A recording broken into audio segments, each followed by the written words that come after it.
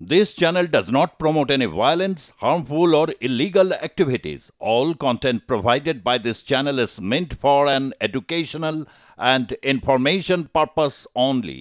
Saint Martin দ্বীপ পোশাকটির নাম সেন্ট মার্টিন দ্বীপ হলেও আদতে এই দ্বীপটার নাম দারুচিনি দ্বীপ বা জিঞ্জিরা দ্বীপ হিসাবে পরিচিত। কিন্তু কেন এই নামকরণ?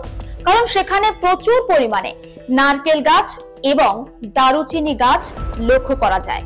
তাই বাংলাদেশের কক্সবাজারের বাসিন্দারা পোশাকি ভাষায় এই দ্বীপটাকে নারকেল দ্বীপ বা জিঞ্জিরা দ্বীপ হিসাবেও ডাকেন।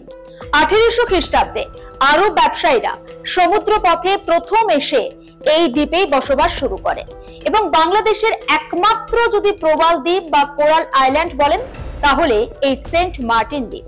আর এই সেন্ট মার্টিন দ্বীপকে কেন্দ্র করেই কিন্তু এখনো পর্যন্ত বাংলাদেশ আর আমেরিকার মধ্যে সম্পর্ক ঠিক কোন পর্যায়ে যাবে বা বাংলাদেশ আমেরিকার সম্পর্কের একমাত্র নির্ধারকও হতে পারে এই সেন্ট মার্টিন দ্বীপ। সেন্ট মার্টিন দ্বীপটা বঙ্গোপসাগরের একেবারে বাংলাদেশ এবং মায়ানমারের কাছাকাছি অবস্থিত। কিন্তু এই যে সেন্ট মার্টিন দ্বীপ নিয়ে এত কথা বলছি, সেখানে মৎস্যজীবীদের বাস প্রায় 2300 বা 3300-রও বেশি মৎস্যজীবী এই দ্বীপে বসবাস করেন।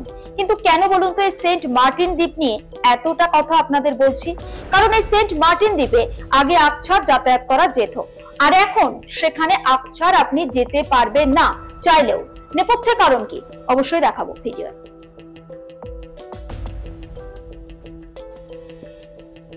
বাংলাদেশের একমাত্র প্রবাল দ্বীপ বা কোরাল দ্বীপ বা কোরাল আইল্যান্ড সেন্ট মার্টিন, কিন্তু এখন আর আপনি চাইলেই সেই দ্বীপে যেতে পারবেন না বা পর্যটকরা যেতে পারবেন না। কিন্তু কেন তারা যেতে পারবেন না? নেপথ্যে কারণ কি? কি এমন ফরম্যান জারি করা হয়েছে সেখানে? কারণ ট্রাভেল পাস নীতি চালু করলো বাংলাদেশের অন্তর্বর্তী সরকার। একমাত্র যাদের ট্রাভেল পাস থাকবে তারাই যেতে পারবেন এই সেন্ট মার্টিন দ্বীপে। সুতরাং আপনার যদি ইচ্ছে হয় আপনি সেন্ট মার্টিন দ্বীপে বেড়াতে যেতে চান, অবশ্যই ট্রাভেল পাস মাস্ট। তবে শুধু কি তাই, সঙ্গে নেওয়া যাবে না পলিথিন বা প্লাস্টিক জাতীয় কোনো পণ্য। পর্যটকরা যে হোটেলে থাকবেন সেই হোটেলের রেজিস্টারও সংরক্ষণ করা হবে, অর্থাৎ ওই দ্বীপে গিয়ে আপনি কোনো রকম কোনো প্লাস্টিক ফেলতে পারবেন না। আপনার সমস্ত নথি কিন্তু লিপিবদ্ধ করা হবে। সিদ্ধান্ত বাস্তবায়ন করতে কমিটি গঠন করা হয়েছে এবং পরিবেশ, বন ও জলবায়ু পরিবর্তন মন্ত্রণালয় সেই কমিটি গঠন করেছে।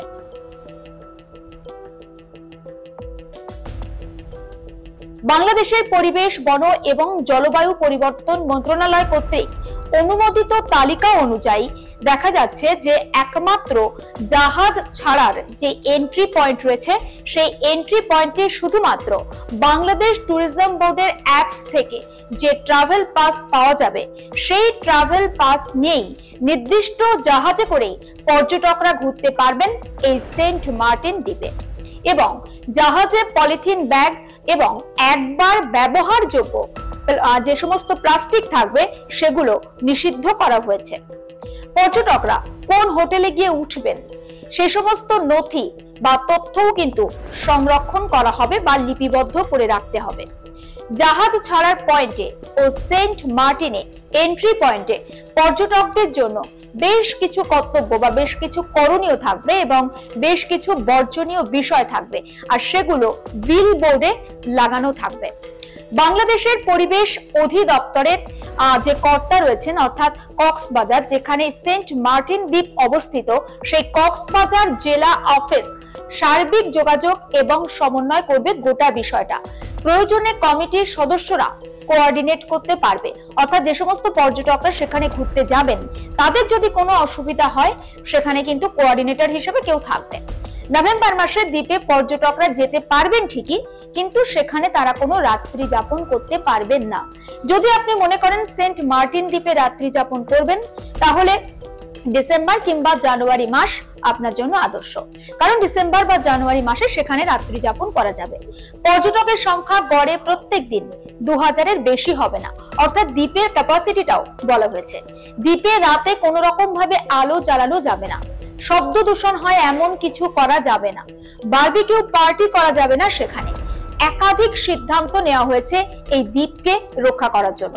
আর এই সিদ্ধান্তকে কেউ কেউ অযৌক্তিক বলেও মন্তব্য করছেন, কারণ হোটেল, রেস্তোরাঁ এবং ট্যুর অপারেটর অ্যাসোসিয়েশন সহ পর্যটন সংশ্লিষ্ট বিভিন্ন প্রতিষ্ঠানের সহস্রাধিক কর্মকর্তা, কর্মচারী এবং কর্মীরা ধারাবাহিকভাবে তারা আন্দোলন করে যাচ্ছেন এবং তাদের আন্দোলনে যথেষ্ট কারণও রয়েছে। একটা দ্বীপে বেড়াতে যাবেন পর্যটকরা, সেখানে তারা আনন্দ করবেন না এমন তো হতে পারে না। আর এর মধ্যেই কমিটি গঠন করা হয়েছে। কিন্তু এখন প্রশ্ন উঠছে যে ট্রাভেল পাস বাংলাদেশের অন্তর্বর্তী সরকার চালু করার কথা ভাবছে, সেই ট্রাভেল পাস কিভাবে আপনি পাবেন?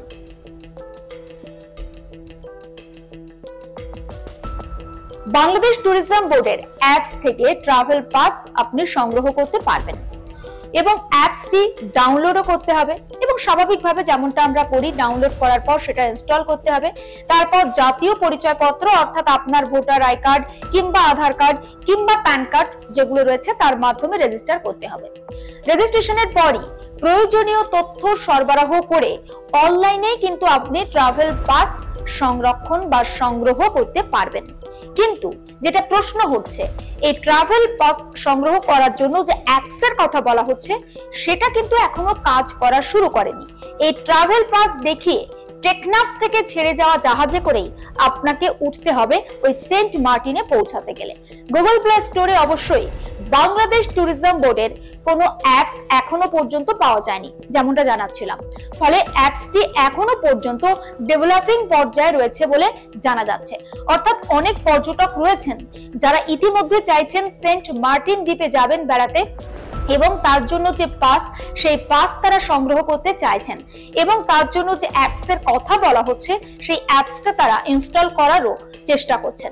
কিন্তু ওই যে এখনো পর্যন্ত অ্যাপসের কোনো রকম কিছু পাওয়া যাচ্ছে না, সেটি ডেভেলপিং পর্যায়ে রয়েছে। ফলে পর্যটকদের মধ্যে একটা প্রশ্ন দানা বেঁধেছে, কবে সেই অ্যাপস পুরোপুরি কাজ করা শুরু করবে।